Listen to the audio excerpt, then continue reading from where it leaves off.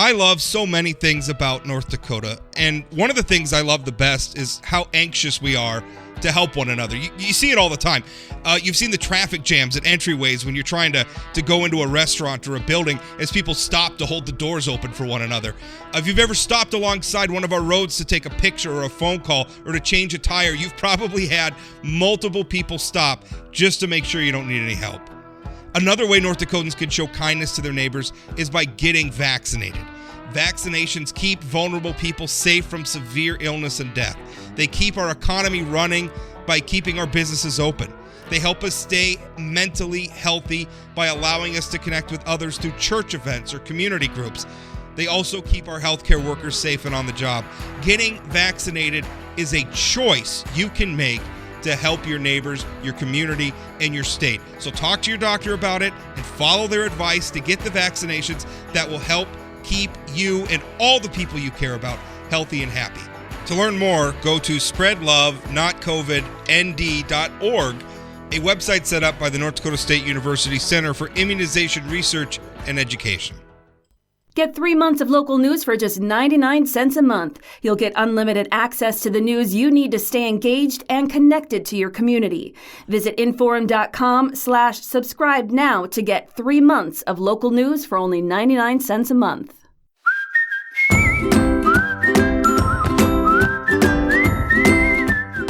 Hello, welcome to Penalty Talk. Happy to be with you. I'm Rob Port, and of course, co-hosting with me as he does on Wednesdays now is Ben Hansen, former state lawmaker, Democratic MPL from West Fargo. And joining us as well today is a newly elected member of the North Dakota House of Representatives, State Representative Brandon Prichard from District 8, which is Bismarck and points north, one of those sort of combined urban-rural districts that are big and probably cover more ground sometimes than you realize. We're here to talk about there's a legislative session coming up, and Brandon has introduced a bill, or will be introducing a bill, regarding sex change operations. I guess I don't know the best term to use for it. Would ban them for minors. And here to talk about that. And Brandon, why don't I just let you introduce your bill? Tell us, what does your bill do? Well, first of all, thank you, Rob, for having me on the show, on the podcast. I really appreciate that. So there's two bills right now. The bill that I'm primary sponsoring is a bill which would create a civil penalty for a doctor who would perform this kind of surgery or prescribe puberty blockers or hormone therapy to a child. And it would also allow the child to, in the future, bring litigation against their parents for consenting to this type of treatment. The second bill that's going to be brought forward that I'm going to be co-sponsoring, it's going to probably be brought forward by Lori Van Winkle out of Minot, would be a criminal penalty. So within a 3-year period of time, a state's attorney could bring forward, a criminal process and try the doctor for performing these kinds of surgeries and have up to a Class B felony. So there's going to be two bills that are going to be brought forward on this subject. Ben, I guess I'll jump in. Basically, Sure. Why a civil? I mean, do you plan on those two bills with Lori Van Winkle? Those bills running in conjunction? I mean, yours references a civil penalty, hers is a criminal penalty. I haven't seen her bill, but it seems like we're covering the same ground. How would these two work together? Yep. So the way that I'm envisioning it is that, when you bring forward a criminal penalty, it's very reliant upon the state's attorney actually pursuing that. In a lot of states, you have, politically activated state's attorneys who have a political agenda to push, and therefore they're not going to bring forward, litigation because they don't want to push the issue. So if that were to happen anywhere in North Dakota, the child or the person who had the surgery completed on them or who's been through that kind of therapy would then be able to turn around if there's no criminal litigation and bring a civil suit. So it's really, there's two levels of protection there. There's the criminal protection. And then if that, doesn't go anywhere, you'll have a civil option still. So there's still an opportunity for you to get justice as a patient. So a couple questions for you there. And Representative, I should ask you this before. Say your last name for me. Yeah, Prichard. Prichard, good. I didn't want to become a Star Trek fanboy and start calling you Picard by accident. So, Representative Prichard, are there other legal precedents for both civil and criminal penalties for the same action? I'm not aware of them, but I'm also not an attorney, so I thought once one level was covered, or usually a act or was designated in this case to be illegal activity, if your bill were to pass, is usually has to be designated into one or the other. So I find it kind of an interesting legal strategy that you both sponsor and co-sponsor both. Your intent is to get them both passed, but why in the two arenas? So there is a long legal history of there being both a criminal and a civil option. I mean, Okay. if you think, for example, a really famous case of this is the O.J. Simpson case, where you have, he gets off on the criminal charges and then he's found guilty on the civil charges for murder. And then he has to pay millions and millions of dollars in civil fines. You could have a situation too, where if you had a business and an employee embezzled from you, they would be guilty of embezzlement. The business owner would also have the option to bring forward a civil suit for any additional damages that the crime may have caused the business. Okay. Exactly. Well, moving from that, what was your impetus to sponsor this legislation? Where was the urgency, or did you have a constituent or potential constituent come to you for this? What was the genesis of this bill? Have you talked to Representative Van Winkle about what the genesis of her bill was? I'm sorry if she's a senator. No, Representative, that's right. Okay. So while it's true that I've had a lot of constituents reach out to me about this issue before I ever brought it forward and pursued it into the form of this piece of legislation, it was not based upon, a constituent of mine asking me to. I have viewed over the last several years a type of agenda to corrode the innocence of children and take advantage of their innocence. And I think it's important that North Dakota take the preventative measures to make sure that this stuff doesn't enter into our house. It's at our doorstep. I don't want it into our house. And I think that this is a common sense solution. If you're above the age of 18, you can do what you wish, but this should not be pushed on minors. I mean, they don't know where they're going to college. They don't know what they're doing for a job in the next 10 years. They don't know a lot of things. And legally speaking, even their brain isn't developed. According to, they use that argument all the time in courts, and it's very true. So I don't think that we should be pushing the stuff on them at the age of, being a minor. I tend to agree with a lot of what you're saying there, Brandon. I mean, we don't allow adults, frankly, who are legally adults over the age of 18, we don't allow them to make a decision about whether or not to consume alcohol. That has to wait till 21.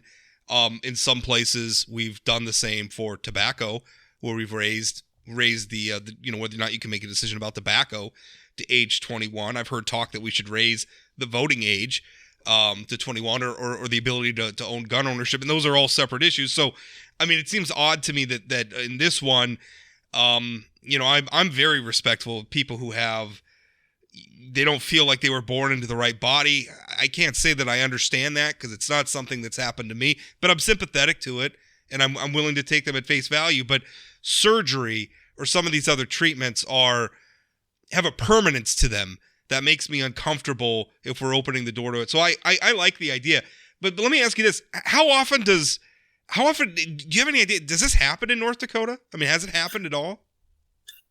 So relating to the ability to have, puberty blockers assigned to you, as well as other hormone therapy, that does happen in the state. And we know that for a fact. I mean, but when it comes to the surgeries themselves, they're not as prevalent, though I know that, some places in Fargo offer what you would call a top surgery. To my knowledge, there's no quote unquote bottom surgeries allowed in North Dakota at this point in time. That doesn't mean that, that we won't get to the point where that's a possibility. Now, whether those top surgeries are done on children, the ability to access those records is very difficult. So I don't know if we can get those, data points if we even really wanted to. But it's more of just the fact that we need to make sure that this stops before it goes any further, relating to children. So that was the impetus to the bill. And that's the reason that we're pushing it. Even if there is not a single example of surgery taking place in North Dakota, it wouldn't change my strategy, because this is a preventative measure. And there's a lot of things that we should do to prevent something before it gets worse. And I think this is one of those things, if the surgeries aren't already happening. So my understanding, looking this up, and I'm far from an expert, and so my time in the legislature I was spent, when I wasn't an expert, especially on things like medical decisions, I tried to stay away from the government being overly involved with them, since I just wasn't, in my mind, wasn't in the room at the time, and really didn't want to be honest, as an extension through the law. My understanding is federally right now, nationwide, any kind of prepubescent surgery is banned. And that the kind of gender treatments you're talking about then, with either puberty blockers or hormone therapy, which again, my understanding, without being an expert, is bumbling around with my research, is either estrogen or testosterone enhancers, which many people use for many different reasons. And then the actual process of a top surgery for someone who has reached pubescence would be a process in which the any doctors or surgeons involved would have to go over any risks or complicating long-term factors with both the patient and the legal guardians before anything was even considered. So at that point, it would seem to me that would be the risks and benefits, and not to mention expense, were all done through the standard medical process. So I guess I'm still not understanding then, if that is the process in place. It's not as if this is something, when you're saying there's a corruption of innocence here, to me that reads more like a scam, and this isn't what you're saying, but like someone calling a vulnerable, maybe older adult and saying, give me your credit card information, and then in that transaction they get your ID and they steal your money or something like that. I mean, is the fear here that there is some kind of a charlatan doctor or some kind of medical entity that's trying to push surgical operations or hormone therapy on those that would not have brought it up or think of that as a treatment or want to explore that option for themselves here? So it's interesting that you bring that last point up. The fact is that there is kind of these charlatan doctors, and it's the evidence is right in front of us. In fact, I really encourage you after this interview to go look up, Vanderbilt, who you have a doctor that gets up on stage and says that this is a cash cow for us, and that we actually encourage people to get these kinds of surgeries because we can get $100,000, $200,000 every surgery that we have. And that's not even including, the stay and the appointments afterwards. It's a cash cow. So as a medical facility, I'm not sure why you would want to preempt this kind of stuff. Go ahead. I'm sorry. I'm just sorry. Vanderbilt? Yeah. In Tennessee, right? Oh, okay. I'm not aware of universities in Tennessee, but you were previously saying that you don't have access to medical records to see how many of these were being done, but you're still saying that there are medical professionals pushing it here. Have you heard of any, or have you had anyone write in telling you that was something they were trying to do? Well, so for example, I'll look it up and maybe I'll send it to you after the fact if you really want it. But there's a site that you can go to and you can type in what kind of gender care that you want. And you can select which state. And I did that for every type of surgery, every type of therapy out there for gender-affirming care. And as I said, it doesn't appear that there's any surgeons in North Dakota that would do what we call a bottom surgery. But when you click top surgery, there's a number of doctors who come up. When you click puberty blockers, there's a number of places and institutions that come up. So, I mean, this stuff is already in North Dakota, though it's not to the extent of some states. But, I mean, we don't want to get there. One exemption to the law is and I'm gonna read it here. So you have the portion where a healthcare provider may not perform or offer to perform on a minor, basically gender transitioning procedures, but there is an exception. It says it is not a violation if a healthcare provider performs or offers to perform a medical procedure on or administers or offers to administer a medical procedure to a minor if the performance or administration of the medical procedure is to treat a minor's congenital defect, disease, or physical injury, or the performance of the medical procedure on the minor began before the effective date of this act. So tell me, like, congenital defect, what are we referring to here? What's that exception? So, the common exception that a lot of people talk about is something, called Klinefelter's disorder. It could also be somebody who's born mid-sex where their chromosomes are very defined, yet they still are born with the appendages of the opposite sex. Those kinds of things, we want to make sure that we're basing this piece of legislation on science. And everybody says that, these are aspects of the culture war or whatever. At the end of the day, we want to base this bill on science and make sure that the protections are in place to protect children while also having the necessary exceptions for children who are born with these types of disorders. And as I mentioned, Klinefelter's, mid-sex, and a whole number of other issues. So we want to make sure that when possible, parent-patient relationships are prioritized, but those, patient-doctor relationships are prioritized. But when those doctor-patient relationships involve, what we call gender care, surgeries, hormone therapy, that's not what no. But if it is to fix an actual genetic disformity, I think it's completely reasonable to discuss those kinds of options. And you feel it's the government's role should determine which of those that is, and you trust the government to administer the regulation as such to, in individual doctors' offices with individual medical decisions? Yeah, well, just to expand on that, I know, Brandon, you talk a lot about individual liberty. I know as it is to me, as I'm sure it is to Ben, the very important thing. And I guess I wonder. I mean, this sort of legislation where we're really, we are putting the government in between the patient and their doctor. I think it creates some tension from the perspective of individual liberty. So, speak to that. Certainly, and that's why I said that. When you're above the age of 18, you can, I still don't think you should, but this bill would only cover minors. Look at the things that we have for regulations on minors right now that I think are reasonable. You can't buy alcohol, you can't buy tobacco, but you can go to life-changing, life-altering surgeries like this. That's kind of ridiculous. And I think that generally speaking, it is a good principle to allow people to live. But when we're talking about somebody who is not fully developed as a human being, who legally speaking does not have all the legal options, they can't vote, but yet we're allowing them to do this kind of surgery. I think this is only reasonable. And the doctors, we can't, let's be real, we can't trust the doctors here on that because it's a cash cow, and they've admitted that it's a cash cow. So I don't see the incentive being anything, good. I think that the incentive for a lot of these medical facilities is to perform these surgeries and get the financial rewards that are possible. So, did you feel that after the fact? Because you're creating a situation where a doctor or a clinic or a hospital can be sued for offering certain types of treatments or surgeries. What happens if it's just sour? Are you worried that this creates like a sour grape situation where somebody makes a decision and then later on decides, oh, that wasn't the right decision for me, so now I'm going to sue? Does this create a chilling effect for doctors? I know that's something the medical community is always very concerned about. Well, that's very true.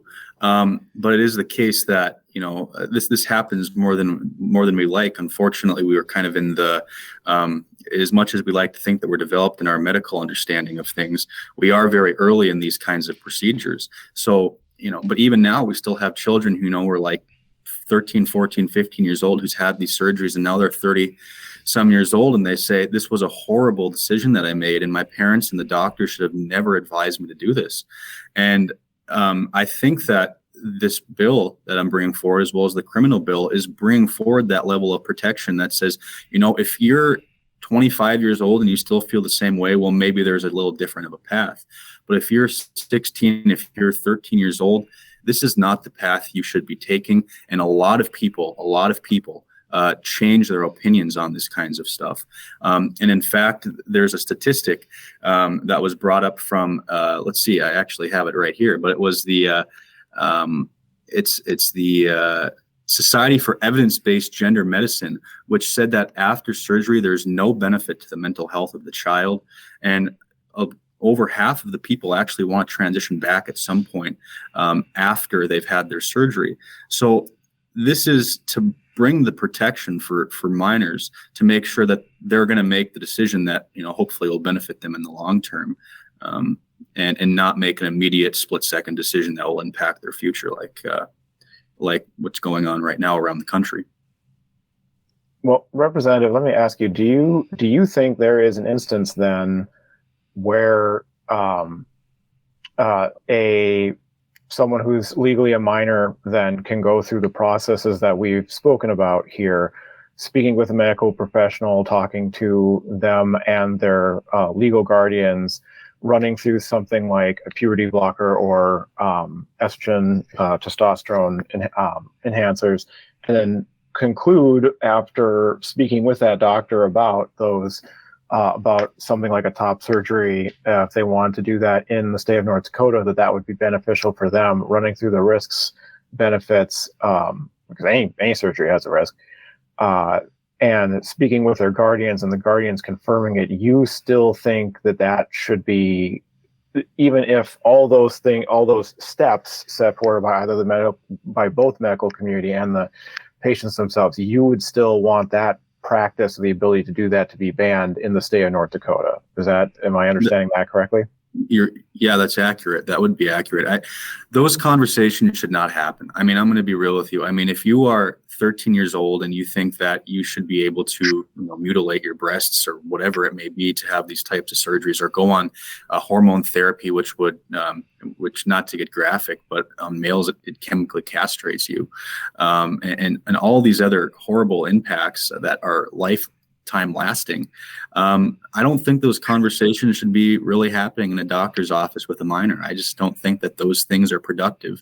And even if a parent agrees to it, I don't think that those are productive things that are going to lead to the best outcome for the child.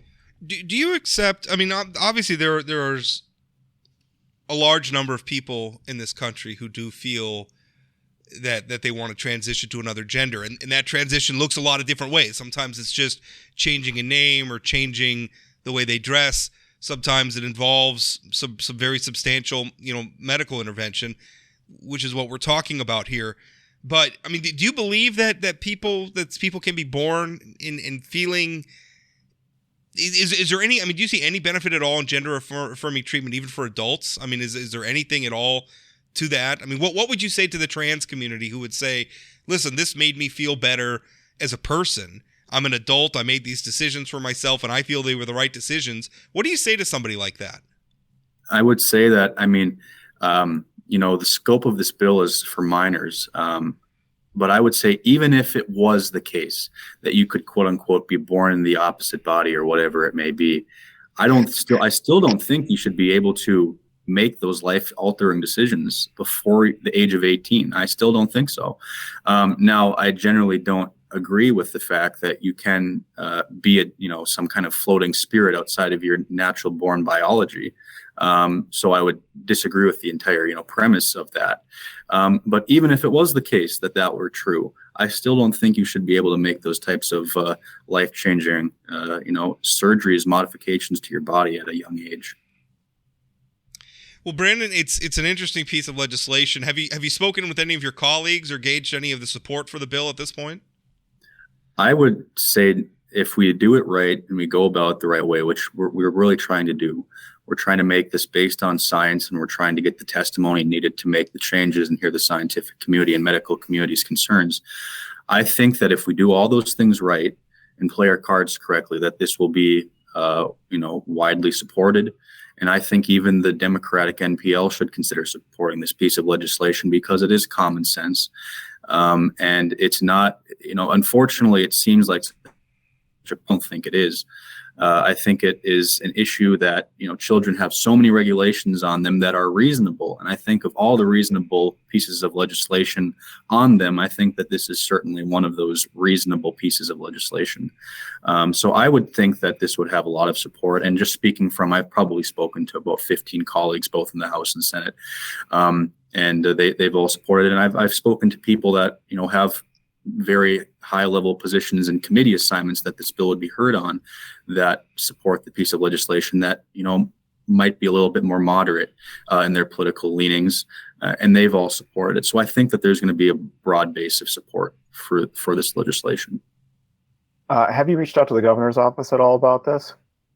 I haven't talked with the governor's office specifically, but I'm hoping to meet with the attorney general to discuss some things Friday. And then I'm hoping to meet with the governor's office at some point along the line. And to be clear for context, it's not usual for reps or senators, this is for listeners, to immediately reach out to the governor's office on every single bill. So I wasn't trying to. Well, there's actually a constitutional provision that kind of prescribes some of those conversations, because it's actually illegal for the governor to threaten to veto or to use his veto to sort of leverage as a bargaining chip. Which I'm not even sure is a constitutional part of our state constitution.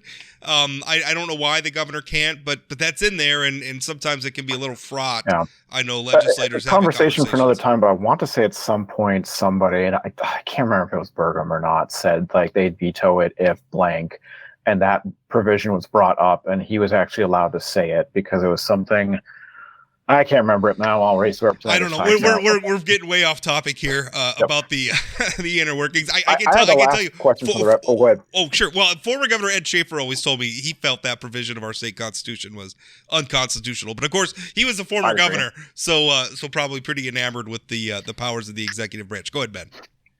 Yeah, I had a last question we'll set up for the representative. So when we talk about, you spoke specifically to the motivation for this bill being behind a theme of what you described as the corruption of children, and what you're talking about with current, I would say you were kind of implying it was a national conversation around gender and gender identity we're having right now as it relates to schools. Do you have any other either pieces of legislation or thoughts you'd like to share with other members of the upcoming legislature have about other non-surgery based topics this is involved with? And I will give the example, and then I'll actually let you talk.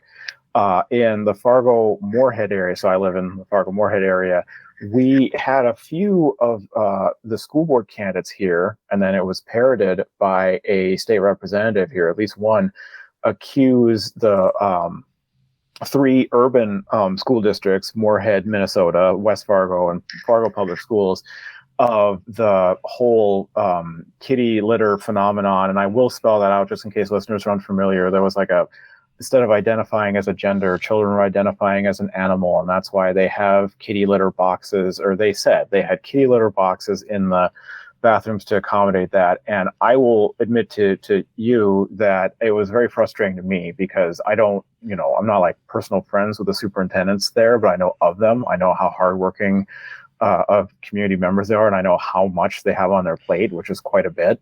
When asked about this, they gave simple, direct answers. No, we don't. No, that's not going on. No, it's never been discussed. And very frankly, the candidates for school board, still sitting state representative, who's no longer the chair of GVA, so I'll give it away, continued to insist that this was happening anyway, because they had heard it, and they were pretty sure it was, and they were pretty sure there was endangerment of the children going on. And frankly, I kind of thought it was insulting, both to the kids and to the public, and to the superintendents. Just putting all my cards on the table, has there been any more talk about things like that, non-surgical based, surgery based, gender affirming or gender identity topics being banned, or having laws being written about them in this upcoming legislative session? And if so, is there like specific reasons for it? And I'll let you talk. No, thanks for the question. So I'm not going to speak to the bills that my colleagues are going to bring forward, because I know that they're still doing a lot of research on those things. I know that some of those topics that you mentioned may very well be addressed. Whether or not they're going to file those bills in this legislative session are still up for question. So I'll leave it to those lawmakers to bring forward their bill ideas. Now, that being said, if you actually look at the criminal bill that that Lori Van Winkle is going to introduce, I'm going to try to co-sponsor. The original language of it had a section which talked about gender accommodations in public school bathrooms. I'm advocating firmly to remove that part for the time being, because it's too off base of trying to create a criminal penalty for these types of procedures. And I think that we should stay very specific on the type of bill that we're introducing and not have a whole bunch of other topics put into one bill. So that being said, we're going to see if that second part of the criminal bill is going to be brought into a second bill. We're going to see if that happens. But as for my colleagues who might be bringing forward other bills, I just don't know what their decision is going to be on it. But if I had to estimate or guess, I would say that there's likely going to be a conversation on these types of things and preempting other types of things in this session, though I don't know the extent of that, to be quite honest with you. And fair that you don't know what everybody else is going to write. Although also I will say fair of me to ask, because it's not as if you exist in a bubble and you know what some of your upcoming colleagues, although you are a freshman, correct? Yeah, that's correct. And so this will be this is your first session. I don't need to talk down to you like that. This will be your first session, but you do know some of your fellow representatives, and you and Representative Van Winkle have spoken about this bill. So if you do have those, and if you have a draft of, I know I saw there's a draft of your bill was linked to on KX News, correct? That's correct. Yep. Is there a draft of Representative Van Winkle's bill somewhere available yet? I know they haven't been, it's not time to submit them yet, but is there one available? Yeah, so there is, but it's come to the point where that draft is almost kind of irrelevant because it's been changed so much and there's so many things being altered. There's a link in the Dakota where you can find that. If you go to the Dakota article, which originally broke the story, you can find the draft of that bill. But it's so preliminary and there's so many changes that have been made in the last week that it's very changed in a lot of ways. Last question, Brandon. I know early on you said that people might dismiss this sort of bill as a culture war bill, and you thought that would be unfair. And I agree with you. I think my frustration with culture war issues is probably pretty well known at this point. But this to me seems like a serious topic for debate, whether you agree with it or not. I think it's valid to ask, should these sorts of procedures be allowed for children? I don't think that's an unreasonable thing to debate, and in fact, I'm coming down on at this point, I'm coming down in favor of your bill. But speak to the culture war issue a little bit, like kitty box stuff. Sometimes it feels like legislation is being driven by what Tucker Carlson's talking about on Fox News, and not, I think, serious-minded policy questions. So I guess as a new lawmaker, speak to that for me a little bit, because I'm very frustrated with culture war issues. I don't think we should have a lot of time for it. It's a fair question. And so a couple things on that. First and foremost, North Dakota has a lot of, economic issues facing it. If you go door to door and talk to people, the number one thing they want to talk about is the property tax. They want to talk about workers and how we have a lack of, labor force in the state. They want to talk about our energy industry. Those are conversations we need to be having in the legislature because they're real issues that impact everyday North Dakotans. So we're going to have those conversations. We're going to talk about everything from, how much we're spending to what we have to do in order to get more workers in North Dakota. And we're going to talk about things like childcare. Those are all important non-culture war topics. But I think it's also important that we acknowledge that our culture is being diluted and it is being taken away from us. And all of these issues don't matter if we do not have a strong culture. We do not have a culture which is based on as a conservative, like, I believe in limited government. I don't think it's the government's job to impose my culture on anyone. And when it comes to transgender folks, I think adults should be able to do what they want to do. Maybe you have opinions about it or I have opinions about it. I worry when people who make the law start talking about protecting culture, because I'm thinking, whose culture? Your culture? My culture? Ben's culture? The culture of our tribal friends in the Native American communities? I have a hard time seeing that as a proper role for somebody who believes in limited government. Sure. Well, so first of all, it's not even a matter of really enforcing your culture when we're talking about, promoting these types of surgeries on children. I mean, that's not, that's not anything. That's not, if a culture comes out in support of that, the culture is wrong, in my opinion. You're certainly right that we should generally let live and let live. But the left has, and sorry, Ben, but the left has made it very clear that they're going to use the fist of government to do what they can to push their culture on us. So I don't think that it is a terrible response anyway to say, well, let's make sure that people can at least live their lives, generally go about the way that they want to live instead of having the left force their ideology on them. And again, I don't think your bill, I don't think this particular bill is an example of this, but I have a feeling that some folks on the left might say that the right's throwing some fists of their own. If we're talking about enforcing culture. But that's probably a debate for another topic. And again, I don't want to imply that this bill is an example of that, because I don't, for one, don't believe that it is. Thank you for coming on, Brandon. I really appreciate it. You gave us 30 minutes, I should say, and we used up a few more extra minutes.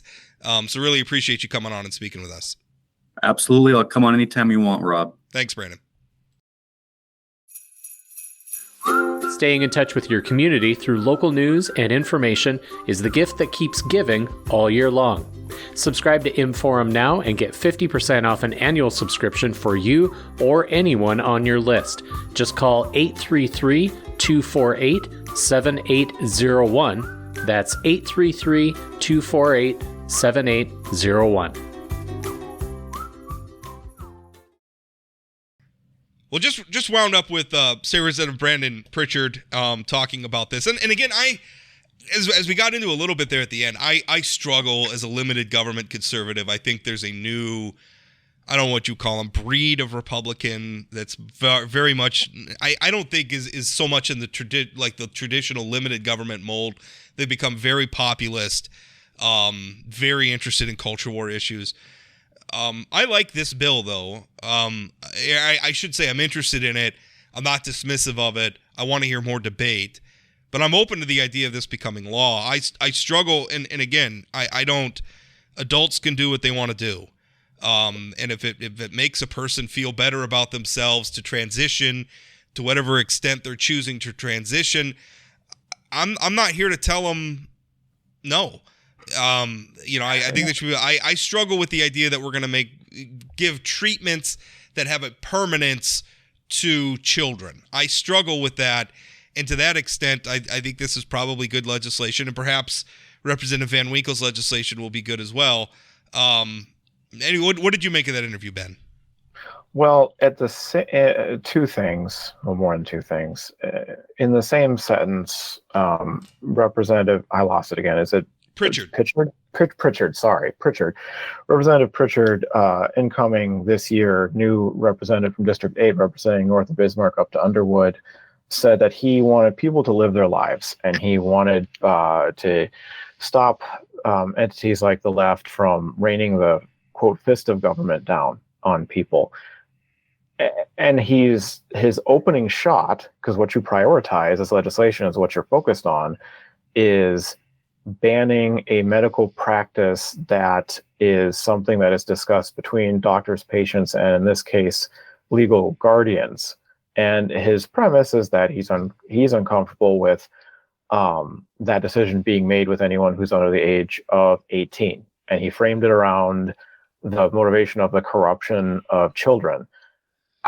I think there's a lot of signals being sent there as both a law and potential law, and as a representative, that is just simply saying, if you're not of a particular stripe of person, you're not welcome here. I want to codify that into law. And here, I referenced this during the interview too, because I try to say everything I was thinking to him to his face, because I don't want to just say it after he's gone either, because that's not fair to him. I'm not a medical expert, and I've not been in doctors' offices where they discuss risks and benefits of long-term surgeries with anyone, or how medical associations come up with those processes. But I would think almost anyone with a limited government scope wouldn't feel the need to insert themselves into it. Here's what I could see happening. he's talking about gender affirming care, which, by the way, again, I'm not an expert. My research does also mean speaking with counselors, does maybe simply meaning referring to people with either a different label or it's a different way of dressing, presenting themselves. I can read you the definition of what they're talking about from the bill. Actually, I think that'd be good. It's a hold on. It basically, it's a medical procedure, so it's surgery. Specifically, his bill bill refers to surgery specifically, so removing, modifying, altering, or entering tissues, cavities, or organs of an individual, or prescribing, administering, or dispensing any drug or device to an individual. Yeah. And so I was talking about, like, the gender affirmative care is more than that by definition. 1, 2, when you're talking about prescribing things like estrogen, testosterone supplements, there are also, there are many, many people that use those for non-gender affirming things. How far does this bill go when it's codified into law? What is stopping, we're dealing with hypotheticals, so I guess why not keep going with hypotheticals? What is stopping someone who has this opinion of these from withholding what would be helpful to someone whose body is not producing enough testosterone that could use a testosterone supplement, and saying, well, North Dakota law says this, and I don't want to get in trouble, so this isn't for you, because now we're gonna go by what the government wants, not what I think Brandon's counter to that, and frankly my counter, is that his bill seems tailored enough where it doesn't focus on that. This is about a very specific type of treatment, and I would imagine that he would be open to amendments if we need to clarify the language further, to make it very specific. If you're a small government conservative, though, you trust the government and you trust the regulation to deliver this. But a small government, being a small, speaking as a small government conservative, I don't. It's not. It doesn't mean that we're for anarchy. Obviously, we are for. No. We are for. You could be for. You could be for things like, I don't think children should be allowed to drink alcohol. You don't give up your membership card in the conservative movement because you think minors shouldn't smoke tobacco or marijuana. I wouldn't say so either. Right. So I think it becomes difficult. We're talking about children here, who I think just about everybody agrees do not have the same autonomy under the law that adults have. And what I would, and where I kind of had memories of my time in the legislature was when we had bills brought in. These were by Democrats, just to be very clear, for businesses to provide reasonable accommodation for for employees experiencing pregnancy. And then we got, what does reasonable accommodation mean? What is the employer going to have to do? Oh my God, we're going to open us up to so many lawsuits. I don't think the public sector's role is to be telling an employer what to do here. But again, we're talking about something.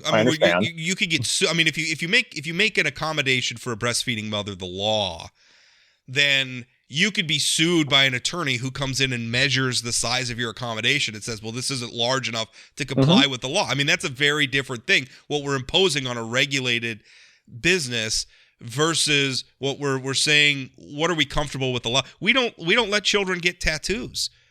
There's a lot of things that we don't let children do. There's a lot of things, frankly, we don't let adults do. If I wanted to sell my kidney, right? If I wanted to make a financial arrangement with another adult individual and say, you need a kidney, I have a kidney, I'm going to sell you my kidney for $50,000 or whatever we come up with, I'm not allowed to do that as an adult. And we accept that that's okay, that's not some affront. So it's not like this is some unprecedented area of law. I think if we try to have a philosophical discussion about it, I think the question is, are we comfortable allowing children to get permanent or treatments that have a degree of permanence for gender affirming as children, or should that wait till they're 18? And then two things there, and I guess I should leave it off. The less important thing, one, when you talk about permanence, puberty blockers can be then eased up on, and they would go back to the puberty area. To me, it's more the surgery aspect of it. Sure, but he's framing it as all permanent, and estrogen and testosterone supplements are obviously can be stopped taken and should not. None of that should be done willy-nilly, and no one's saying that. But that's not permanent. Two, I think where I maybe failed a little bit in some of my questions was I would like to take it back to the value of the individual when we're talking about these, though, because people seeking these things out, I've never experienced any kind of, questions with gender identity or any of that, but I also just don't think it's the government's role to kind of enforce how you think about yourself, which is something you've been saying too here, Rob. I worry the signal that this sends, and I try to bring that up with the whole kitty litter debate thing, because to me, when you're talking about, I've heard too many talking points like they are coming to corrupt our children, and we simultaneously apparently can't access medical records to know if this is even happening in North Dakota or not. So I'm assuming the North Dakota Medical Association will come in and testify one way or another and provide Yeah, we're going to hear from research. doctors on that, and that's going to be good. Well, and I would hope so. But at the same time, they are coming for us, and he referenced doctors trying to use this as for profit from some university in Tennessee. To me, that really feels like you have to be seeking out monsters to slay when you are doing that. Yeah, I agree with that. Although I should add one thing we have to be very careful of, and it's something I read a column about this, and it was talking about it in the context of the Trump stuff, and it was sort of the reflex to dismiss something because of the source, right? So because Trump was for something, it must be wrong. Mm-hmm. Yeah, and that's a big so is it fair, Brandon? And again, I think I don't know. I don't want to speak. I don't want to speak for him, obviously, but whatever his motivations are in introducing the policy, I'm looking at the policy itself, and I don't think it's an unreasonable policy question to ask. Should minors have access to these treatments, or should they wait till they're adults? I'm inclined, obviously pending this debate, taking place, and obviously there's going to be more voices and more information coming in. I'm inclined to say some of these permanent treatments should wait.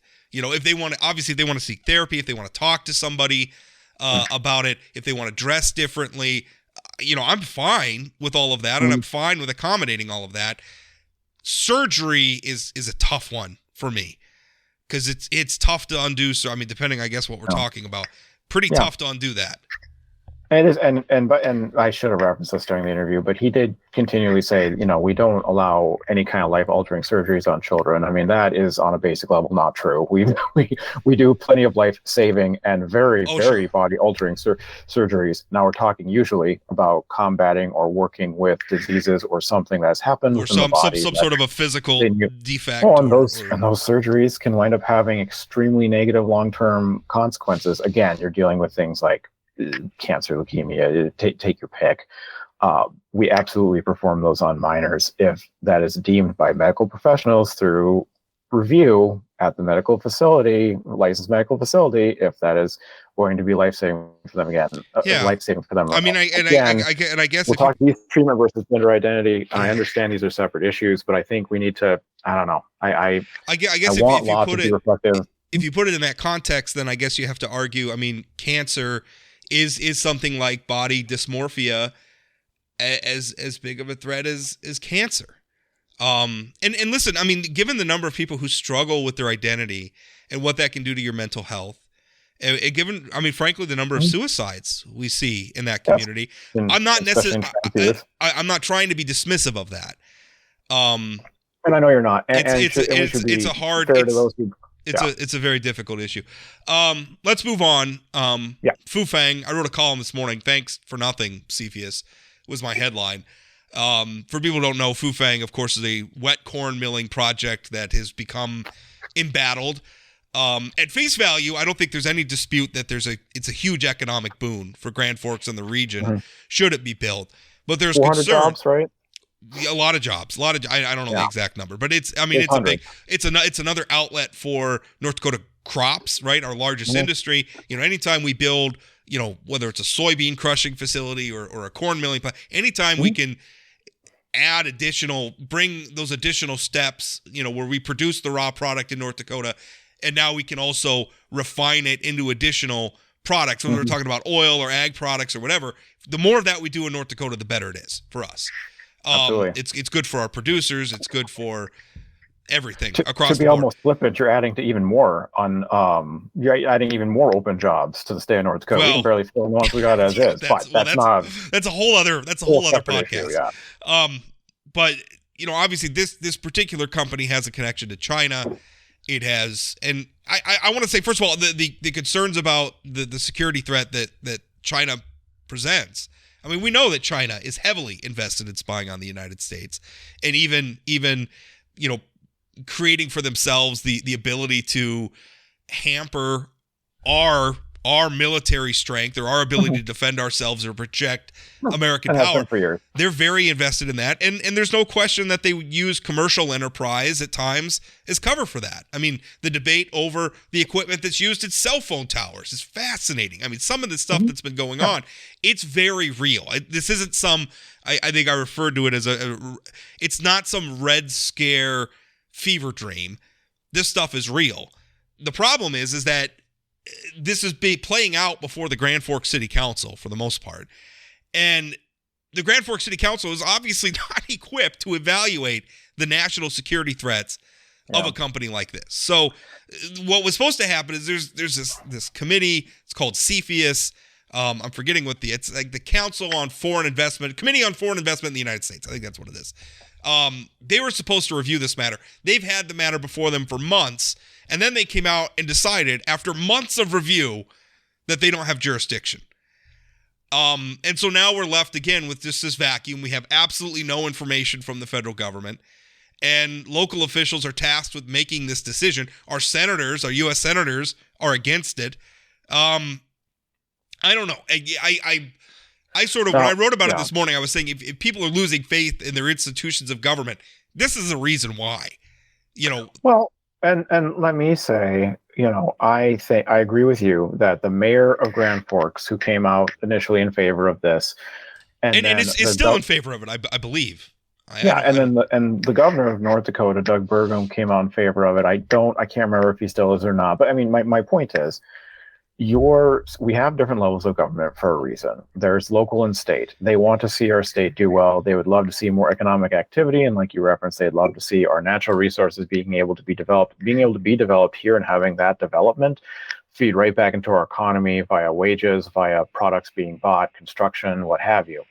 Obviously, now there is some consternation with some local farmers about how and where the land use will be in relation to their ag land. That is not a federal issue, and it's a very real issue that the city council needs to deal with, and has been dealing with. Yeah, I mean all those usual concerns about smell, traffic, all that stuff. Very much local purview. And I do have a friend up there who's been debating this and has had problems with it, and he's kind of put his head down, so to speak, and said, I don't want people to think I just don't like Chinese people or this is some national racial thing. He's like, this is how this amount of waste is going to creep up onto my land, and that's where my farmland is, and it's going to make it less fertile. That's a real problem for me. It has nothing to do with. And he goes, but sometimes when I go into some of these city council meetings, they turn racial real fast. But my point is, I'm looking up the Committee on Foreign Investment here, and I'm trying to find this. There are senators who sit on it, and I can't remember if John Hoeven sits on it or not, but I want to say at some point he did. Point being, senators sit on it. We have 2 United States senators as the state of North Dakota. I think this is an opportunity when you're saying we're having lack of faith in institutions. If you're a federal member, if you're a member of our federal delegation, get out there and educate people on this immediately. Have a representative there at those city council meetings and be speaking with the mayor and the city council members. This is the committee that does this. It's under the Department of Treasury. Here is the state. Here's the stage it's at. If that committee is not producing the results in the amount of time you want it to, well, that's frustrating, and it is your job to push them. You are one person, but you as a federal representative can be giving consistent updates and applying consistent pressure, saying, my people back home want this here, or they don't want it. Here's what's happening. Here's the impending economic impact. Where is this? When can we expect this? Instead, we have this kind of, well, it's a government entity. Well, I got to Google it. Well, we got to look it up. Get on it. Be proactive and let your people know what you're doing out in Washington. So here's one thing I think the senators could do is using this. One thing that really worries me is we live in the digital age, right? So maybe 60 years ago, if we were buying steel from China, It's a pretty easy process to inspect that steel and make sure it's up to code. That's China's not trying to sabotage us by selling us bad steel or something like that. That's easy to fix. It is a lot less easy to determine whether or not a piece of electronics has a back door, or whether or not a corn milling facility is going to be used to spy on a nearby Air Force base. These things are less easy to detect. And so what worries me is that in the digital age, we're operating in an environment where apparently our federal government doesn't have the capacity to evaluate these things, where we're getting investment from a country, right? And I'm sorry, it's the reality of working in China is that nobody is outside the reach of the Chinese Communist Party. That's just reality. No, I mean they're literally communists. They're communists. It's not a democracy. So we have to have a way to evaluate this, right? I mean, there has to be some function where we could say, listen, we've looked at this. This is okay, or this is not okay. And apparently, I'm looking at the federal government. I'm thinking, I thought it was CFIUS. Apparently, it's not. And if we don't have this capacity, we need to develop it. We need to develop it, and it needs to be, even just that frustration needs to be communicated by the federal delegation, constantly poking and prodding, saying, I am out here representing the state of North Dakota. Where's my answer on this? This isn't satisfactory. You need to communicate this with a large S of the federal government. The senators have come out against the project. I mean, they're saying this specific project, both Kramer and Hoeven have said. Sure. Honestly, I'm not even talking about pro or against, though. I'm talking about educating voters on where it's at. How many of the folks do you think who are going to be directly impacted by these plants in Grand Forks County, let's say, have really heard of CFIUS, really know what it is? A lot of them have heard about it now, but I don't they think do now. I didn't know CFIUS existed before. No, this. And do they know it about? But I mean, this is why. I mean, in theory, right? This is why you hire experts. The pipe burst in your kitchen. You didn't go to plumbing school, assuming you're not a plumber. I didn't, and so I hire a plumber. But you're hiring a federal representative to know these things about where the largesse of the federal government can be used for you. Does the largesse of the federal government house work? No, but a United States Senator is not the Department of. I guess that's to my point. Like, we need the plumber. Like, we need somebody in the federal government that we could call and say, "Hey, is this okay, or is this a threat?" There's got to be some way of vetting this. This whole thing has just been an information vac. And to your friend's point, I mean, it's early on I talked about like the Trump effect, or not dismissing something because of the source. Listen, a lot of the people who are opposing the Fufang plant are absolute knuckleheads, right? I mean, for some of them it's racial. For some of them it really is sort of Red Scare, paranoia, conspiracy theory stuff. But and we saw it play out in the United States Senate race, and John Hoeven got pressed on it by, let's use names, Rick Becker, because Rick Becker decided this was going to be a pressure point from him. Now, I had never heard him speak about national security and needing more government oversight on imports before in my life, but it turns out he was very in favor of it, and he pressed Senator Hoeven on it. Yeah, he did, and it became this issue unfortunately became a political football, and it shouldn't have been. It shouldn't have been. I mean, because at the end of the day, too, we also want the American economy to be open, right? That's what makes us different from China, is that we have an open economy, and if these businesses want to come here and operate, we just have to make sure that they're not going to be tools of what is frankly an autocratic regime in China. And it's got to be. I remember in 2018 during the U.S. Senate race, it was Trump was in office, and he had started a trade war with China, and everybody was talking about soybeans because China's was at the time and still is to some extent a big customer for soybeans grown in America and North Dakota specifically. And one thing that I kept talking about is we can't keep just talking about China in the context of as being a market for our soybeans or a place where we get cheap electronics from. I feel like a lot of our conversations about China have to change. Yeah, I don't know if I think you can kind of walk and chew gum as far as egg exports go, because they're a major egg customer. We're a major egg state. I mean, if you're running for federal office, I think you're remiss if you don't reference it. I think where a lot of the solution here it comes down to, and I know I'm repeating myself, is those federal delegation members holding town halls, as painful as they might become, but being in constant communication, educating people on where this is at, because when you do that, hopefully when you go local, which is what you're supposed to be doing anyway, instead of just saying, hey, I got a red jersey on or a blue jersey on, you can come back and say, okay, to serious-minded people and get them re-engaged in the political process. Yeah, but what do you tell them? I mean, what do you tell? I mean, the whole question here is Fufang is Fufang safe? Is it safe to allow them to develop this land? That answer is not local.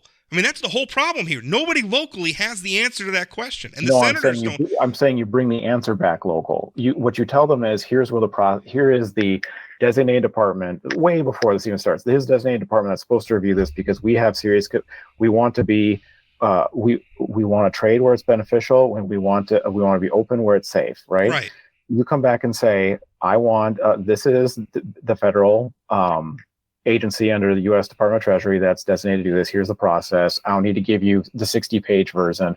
It's supposed to take 3 months. There's 8 steps. We're on step 3. Here's where you can contribute on step 5. But I thought we were doing that. I thought that was what CFIUS was supposed. CFIUS came back and punted, and that to me that's the problem. Yes. Is nobody's giving any answers. But that's not my point though. Like when you come back and you say CFIUS does that, and now they're saying they don't need it, so now you're demanding answers, but you take your constituents along with you with that whole process. Because if there is a different entity that needs to do it, you need to be demanding that, but also demanding it publicly. I felt like there was an absence here. I felt like the narrative got taken away by, well, not taken away. The narrative was the economic development narrative that made sense for the state and the local entities, in this case, the mayor of Grand Forks and the governor of North Dakota, to say. Yeah. I mean, this part was absent there. It was just either cheerleading and then reactionary because there was an election. If this was Archer's Daniel Midland trying to build this, or American-based company, yeah, we wouldn't be having this debate. Instead, it would be a very local debate about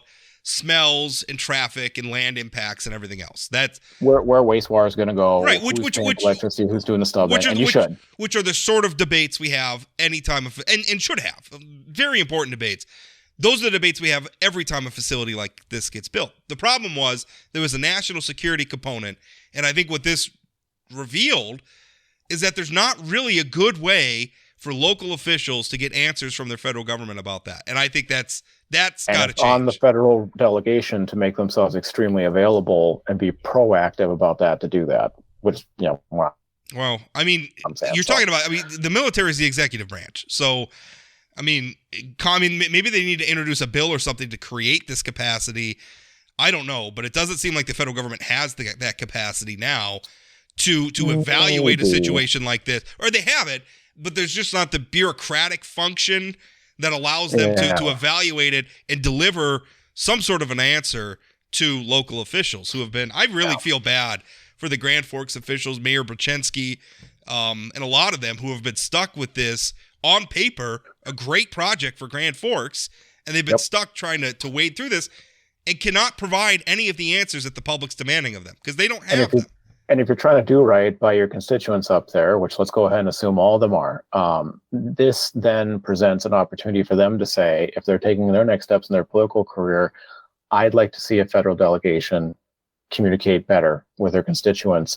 And the only way you create any kind of faith in institutions are just, they're people. And the individual responsibility of someone in a federal delegation or in the federal government to communicate back to their constituents who pay taxes to keep them up anyway, is on them. It goes individual by individual. The question mark for me is I still don't understand what you think they should have been communicating. I don't know what answer could the senator's office provide.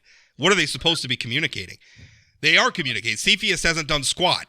So I guess that's what we're communicating to the public. Done it, but okay, so what are they doing now? What's the new entity they're going towards, or are they trying to appeal? And maybe they haven't. I haven't seen that. No, there's nothing. There's not. CFIUS just said it's not in our jurisdiction. So. Okay, and then what's the update? And sorry if I'm being ignorant on this. What's the status then? Can they move forward since CFIUS? As of right now, the ball's back in the local government's court. They have zero answers from the federal government. They said they didn't say one way or the other. They didn't say it's fine. They didn't say it's bad. They didn't say anything. They said they took 3 months and then said it's not in our jurisdiction. So see you guys. In my brain, there's just no way when you have major foreign investments in places like a Chicago or an LA that have to go through federal approvals, there's no way that there's precedent for the federal government entities just to be like, well, it couldn't figure anything out, so I guess the LA City Council can figure it out. Bye. That's you go read the letter from CFIUS and tell me if there's another conclusion to reach. I should go do that. Yeah. Yeah. So. Anyway, we got to wrap it up there. Ben, thank you so much for being on. I'm sure we'll be back again next week. We'll be taking a break over the holidays, the week between. Let's face it, there's not a lot going on then anyway. You're saying that no one wants to hear about legislative minutia between Christmas and New Year's? Rob, perish the thought. Not even. I make a living from legislative minutia, and I don't even want to talk about it between Christmas and New Year's. So I'm going to be taking that week off and spending the time with my family. So anyway, but like I said, we'll be back next week. Thanks for listening. We'll talk again.